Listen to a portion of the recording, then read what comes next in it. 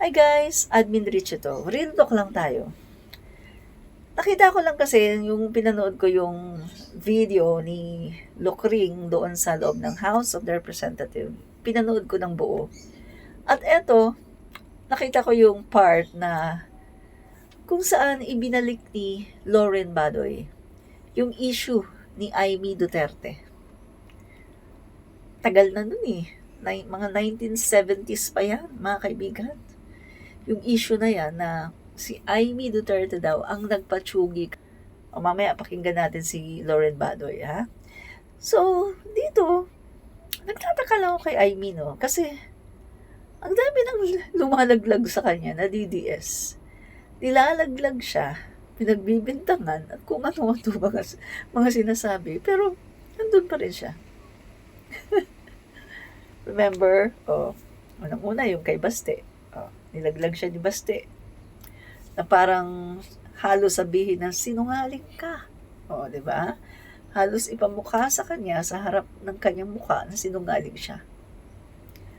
Tapos, yung best friend niya mismo, uhukayin si Apo Lakay. Itatapon sa West Philippine Sea. Di ba?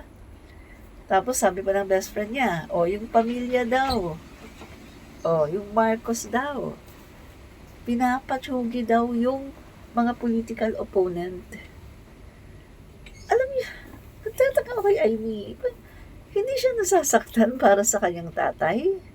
Hindi siya nasasaktan para sa kanyang family. May something, di ba?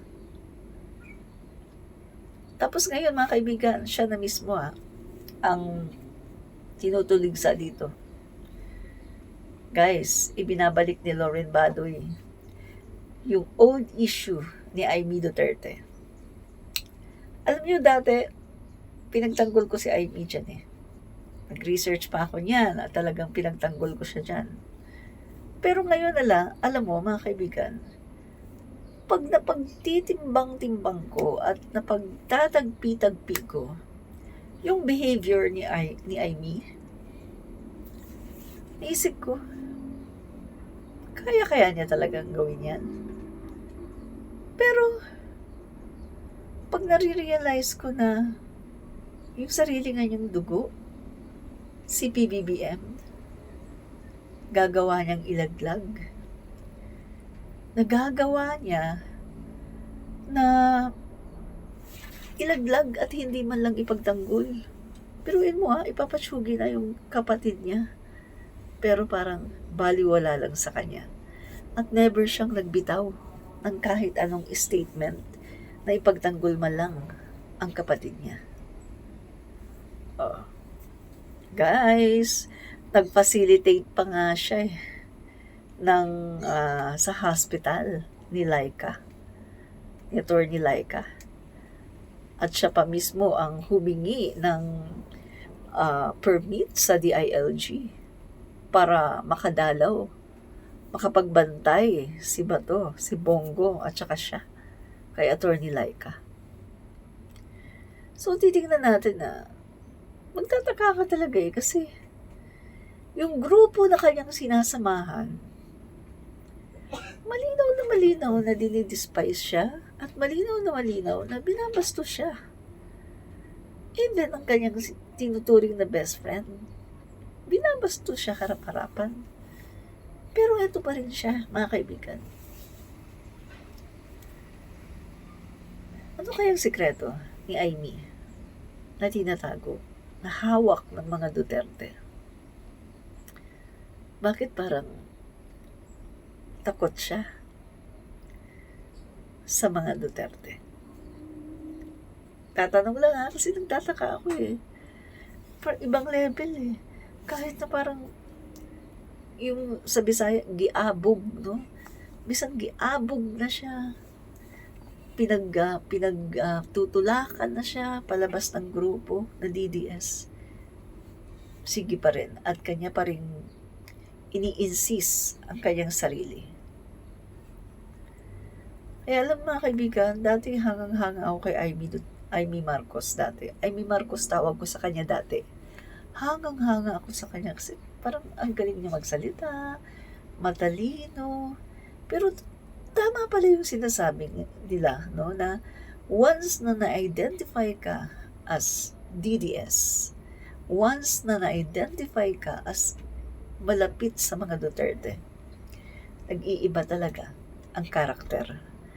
At pati yung mga views, yung pananaw sa buhay, pati yung pananalita, paninindigan, nag-iiba talaga.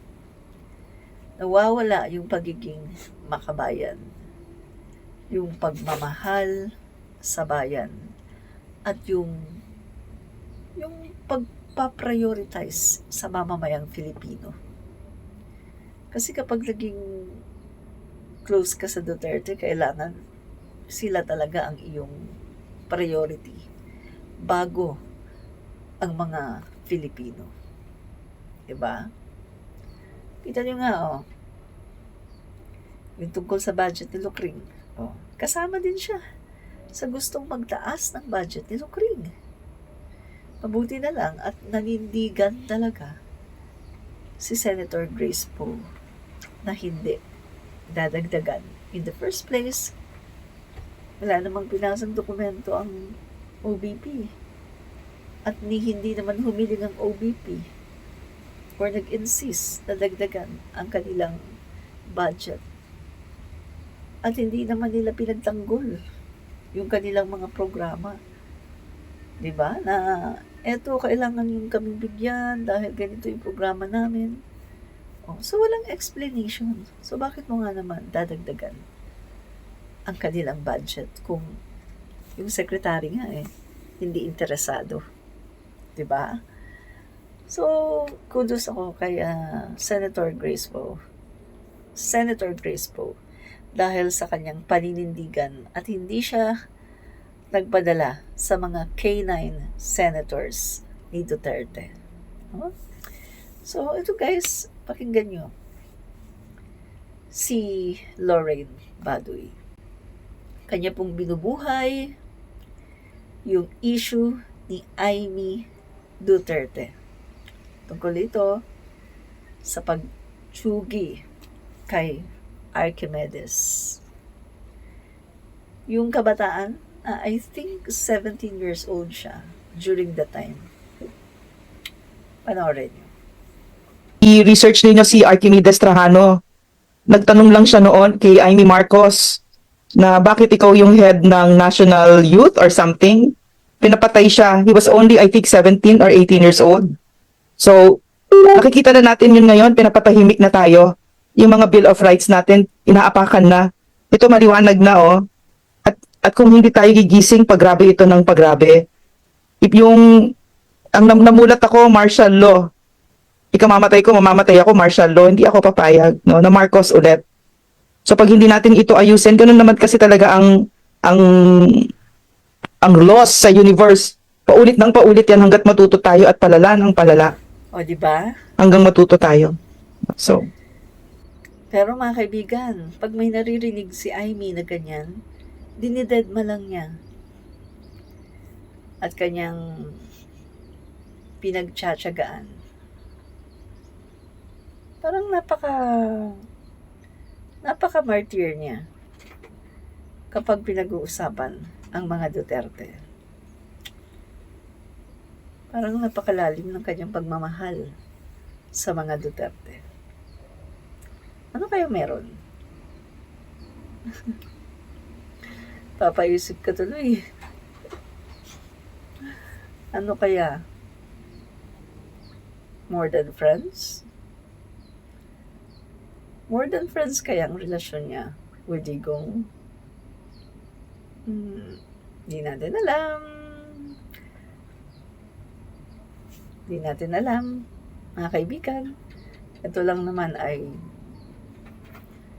mga sabi-sabi ng mga marites na more than friends daw si Amy at si Digong. Hindi ko alam kung totoo ba or hindi. At dito po, komentarista, lagi nagsasabing, fight fake news, expose the truth.